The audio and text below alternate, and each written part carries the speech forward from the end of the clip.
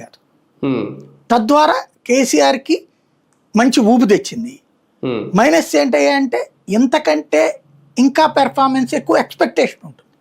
Like కవిత లాంటి వాళ్ళు మాట్లాడినట్టు అది ఉంటుంది, అది సహజం. బట్ నన్ను అడిగితే రేవంత్కి అసెంబ్లీ ఎలక్షన్స్ పార్లమెంట్ ఎలక్షన్స్తో పోల్చుకుంటే మైనస్.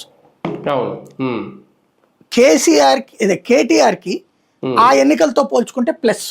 ఇది అది లెక్క. ఇక్కడ బీజేపీకి పుంజుకుంది అనమాట. మరి ఒక రకంగా ఆ ఓట్ 16% అంటే బీజేపీ పుంజుకుందని అనుకోవాలి. 1998 తర్వాతన లోకల్ బాడీస్ ఎలక్షన్స్ లో కూడా ఆ శాతం ఓట్లు సాధించింది. అది అంటే విడిగా అసెంబ్లీలో 98లో 18% సాధించింది బీజేపీ. ఆంధ్రాలో 22% దాకా, తెలంగాణలో 18% సాధించింది అప్పుడు.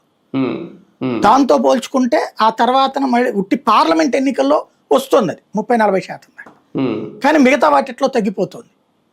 ఇప్పుడు స్థిరంగా ఒక బలమైనటువంటి శక్తిగా ఎమర్జ్ అయింది అది ఇవాళ. దాని వలన కొన్ని చోట్ల బీఆర్ఎస్ దెబ్బతింది, కొన్ని చోట్ల కాంగ్రెస్ దెబ్బతింది, ఆ స్థాయికి ఎదిగింది. కానీ ఒకటి సార్, ఇలాంటి పరిస్థితి వచ్చినప్పుడు ఈ క్యాంప్ రాజకీయాలు అన్నీ కామన్ అయ్యాయి. ఇంతకుముందు కర్ణాటకలో కానీ చాలా చోట్ల మనం చూసాం. కానీ ఇప్పుడు బీఆర్ఎస్ బీజేపీలు గనక అధికారాన్ని కలిసి పంచుకునే నిర్ణయాలు లాంటివి తీసుకుంటే దాదాపు ఒక 15